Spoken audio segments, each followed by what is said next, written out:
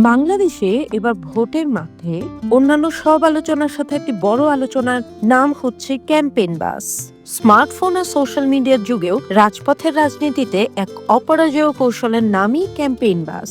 বিশালাকার এক একটি বাস যখন দলীয় স্লোগান আর প্রার্থীর ছবি নিয়ে রাজপথ কাঁপিয়ে চলে, তখন তা কেবল যাতায়াতের মাধ্যম থাকে না, হয়ে ওঠে এক একটি ভ্রাম্যমাণ রাজকীয় মঞ্চ। এই রাজকীয় যাত্রা কিন্তু শুরু হয় 1948 সালে মার্কিন মুলুকে। রিপাবলিকান প্রার্থী টমাস ডিউই প্রথমবারের মতো বাসকে প্রচারণার প্রধান অনুষঙ্গ করেন। আধুনিক সময়ে ডোনাল্ড ট্রাম্প একে নিয়ে গেছেন অনন্য উচ্চতায়। 2016 ও 2020 সালের নির্বাচনে এর বিশালাকার বাসগুলো ছিল এক একটি চলন্ত বিলবোর্ড।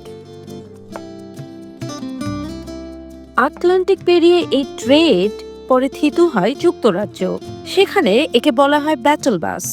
অন্যদিকে তুরস্কের প্রেসিডেন্ট রেসেপ তাইয়িপ এরদোয়ান একে বানিয়েছেন শক্তির প্রতীক।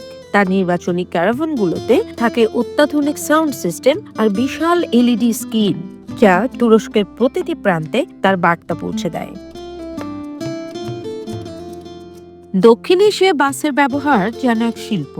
ভারতের 90-এর দশকে লালকৃষ্ণ আদবানির রথযাত্রা রাজনীতির মোড় ঘুরিয়ে দিয়েছিল। বর্তমানে সেখানে কোটি টাকা ব্যয়ে তৈরি হয় নির্বাচনী বাস, যাতে থাকে কনফারেন্স রুম থেকে শুরু করে হাইড্রোলিক লিফট। আর পাকিস্তানের ইমরান খান একে ব্যবহার করেছেন আন্দোলনের ভ্রাম্যমাণ মঞ্চ হিসেবে। বাংলাদেশেও এখন বইছে এই আধুনিকতার হাওয়া। ট্রাক বা খোলা জিপের জায়গা নিচ্ছে সুসজ্জিত বাস। ত্রয়োদশ জাতীয় নির্বাচনকে সামনে রেখে বিএনপি ও জামায়াতে ইসলামের শীর্ষ নেতাদের অত্যাধুনিক বাসে চড়ে প্রচারণা কর্মীদের মধ্যে তৈরি করেছে ব্যাপক উদ্দীপনা। কিন্তু কেন এ বাস? উত্তর সহজ: নিরাপত্তা, দুর্গম এলাকায় পৌঁছানোর সক্ষমতা আর বাসের ভেতরে বসে প্রার্থীর বিশ্রামের সুবিধা। বিষম সদয় পেতে শুরু হয় এই বাস সংস্কৃতি সময়ের সাথে এখন আরো আধুনিক হয়েছে। রাজনীতির লড়াই এখন শুধু রাজপথে নয়, চাকা গড়িয়ে পৌঁছে যাচ্ছে ভোটারের দোরগোড়ায়।